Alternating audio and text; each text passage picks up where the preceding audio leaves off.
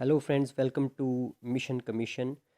और आज इसका अगला पार्ट हम स्टार्ट करेंगे बायोलॉजिकल मॉलिक्यूल्स का।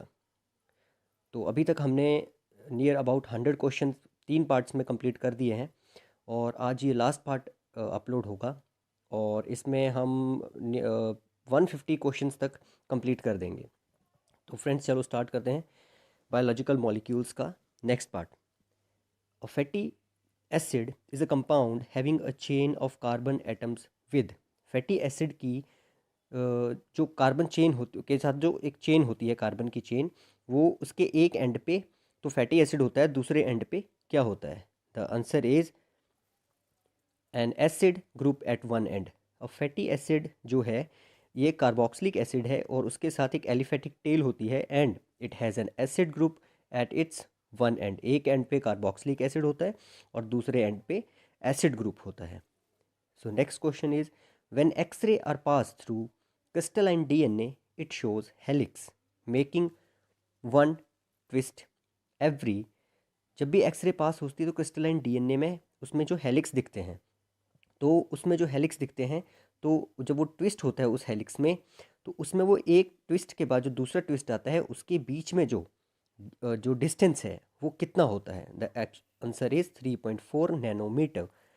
एक जो क्रिस्टलाइन डीएनए में जब एक्सरे पास होती है तो एक जो ट्विस्ट होता है और जो दूसरा ट्विस्ट होता है, दो ट्विस्ट्स के बीच में जो डिफरेंस रहता है वो रहता है 3.4 नैनोमीटर का। Next question is water has characteristic of. देखिए वाटर के पास किस किस चीज़ की करेक्टरिस्टिक होती है? क्या एसिड की होती है, बेस की होती है, बोथ एसिड एंड बेसिस की होती है, या उनमें से किसी भी की भी नहीं होती? देखिए एसिड वाटर का जो पीएच है वो है 7 और इसके पास इन दोनों की ही, एसिड की और बेस की, इन दोनों की ही करेक्टरिस्टिक होती है। Next question is the amount of heat that must be absorbed or lost by 1 gram of a substance to change its temperature by 1 degree centigrade is known as।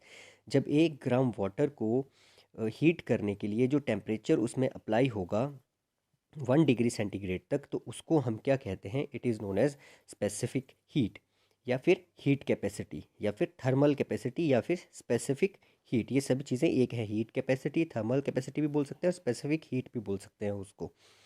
Next question is when amino acids in a polypeptide chain are arranged in a spiral manner it is called. जब amino acids की polypeptide chain को spirally जब हम उनको arrange करते हैं तो उस स्ट्रक्चर को कहा जाता है सेकेंडरी स्ट्रक्चर।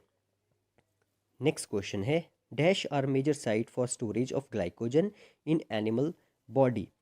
देखिए एनिमल्स की बॉडी के अंदर ग्लाइकोजन कहाँ कहाँ स्टोर हो सकता है, उसकी जो स्टोरेज जो यूनिट है वो कौन कौन सी हो सकती है? It's answer will B muscle and liver.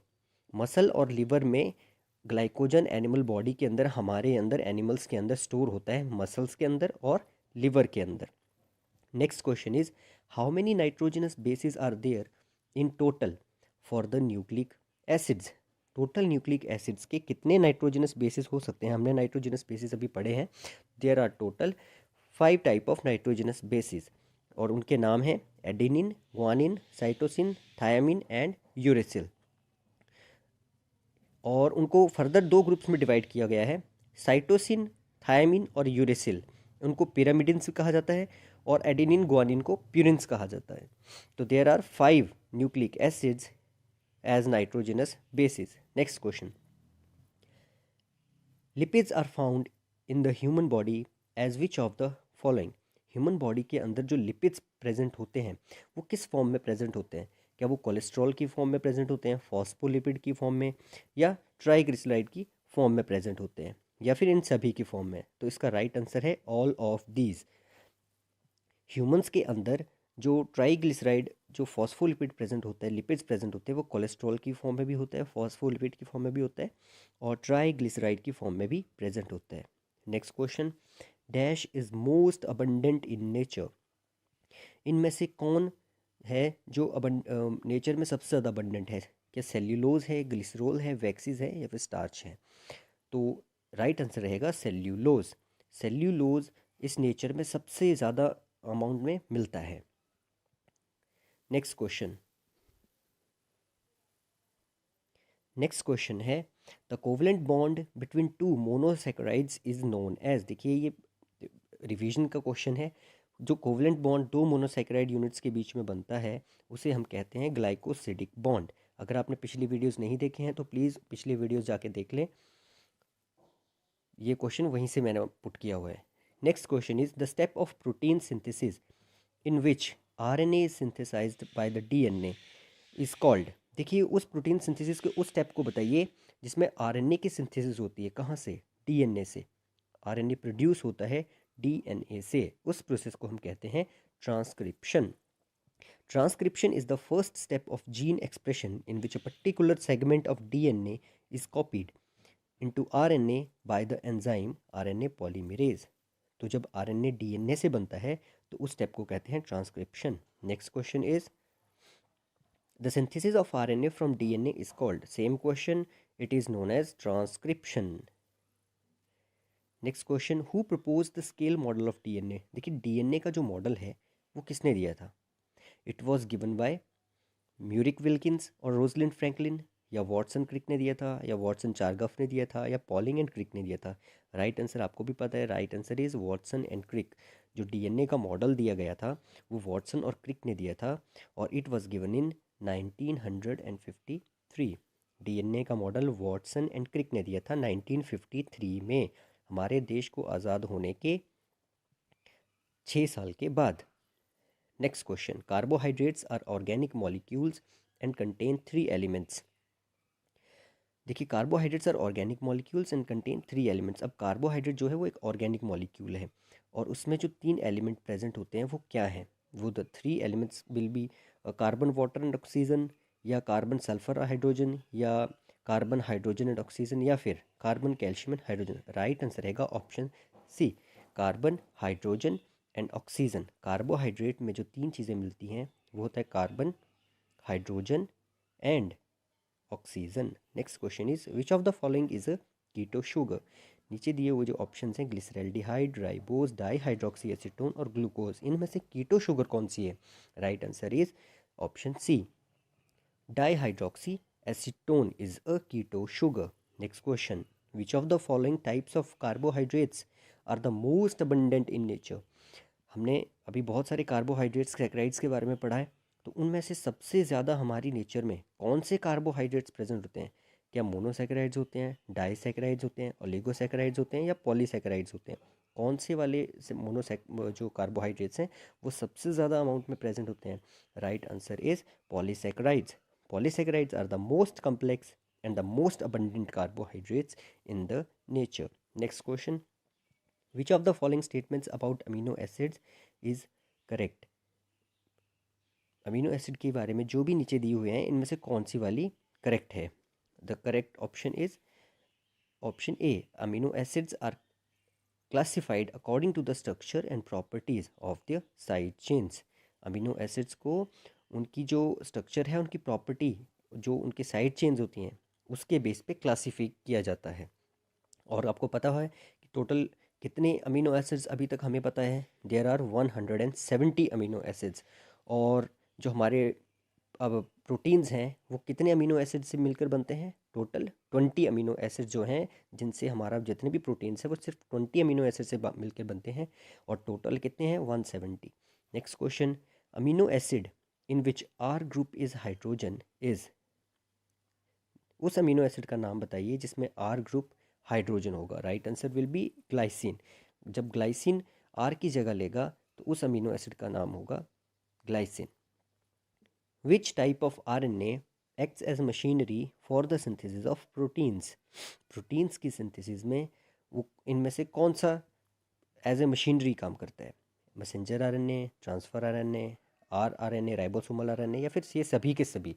इसका राइट आंसर होगा rRNA या फिर ribosomal RNA। Ribosomal RNA acts as a machinery for the synthesis of proteins.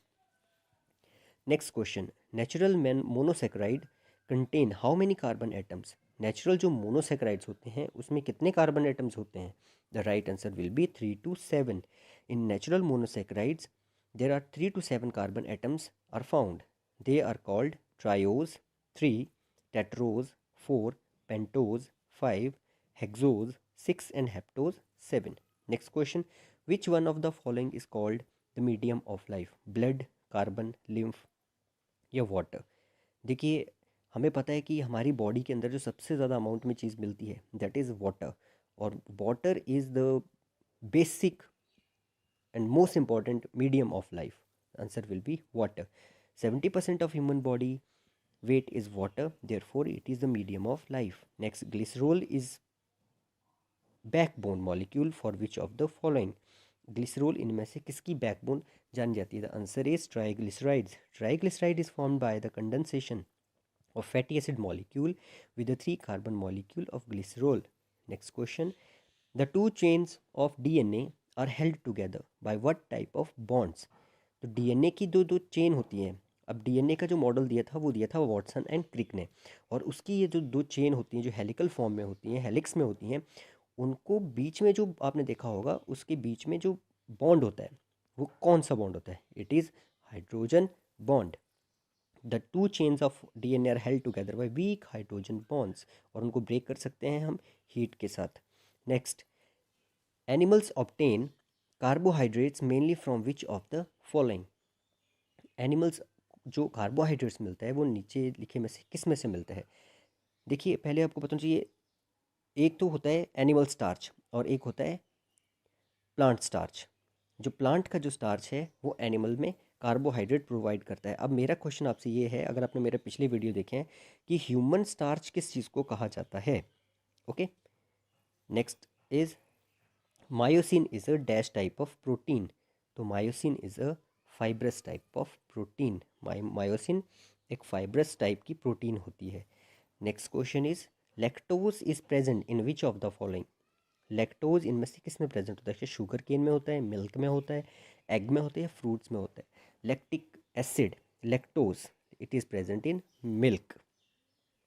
Next question, in the DNA adenine is always opposite to? अब मैंने आपको 5 nitrogenous bases के बारे में बताया जो थे adenine, thiamine, cytosine, guanine and uracil. अब उनमें से जो एडेनिन है वो हमेशा किसके अपोजिट लगता है? उस वो किसके बॉन्ड, हाइड्रोजन का जो वीक बॉन्ड होता है उसके किसके साथ जुड़ा होता है? It is always opposite to thymine. जो एडेनिन है वो हमेशा थायमिन के साथ जुड़ा होता है. Next question is which of the following is the most abundant molecule in the living cells? नीचे दिखे हुए जो मॉलिक्यूल हैं उनमें सबसे ज़्यादा मिलने वाला क्या है? हम अभी तक काफ़ी हम बार पढ़ चुके हैं, इट इज़ वाटर, जो लिविंग में मिलता है. Next is the bond formed between glucose and fructose to form sucrose is? Glucose और फ्रक्टोज के बीच में जो बॉन्ड मिलता है जिससे सुक्रोज बनता है, it is 1,2 glycosidic linkage. Next question is which of the following is purine?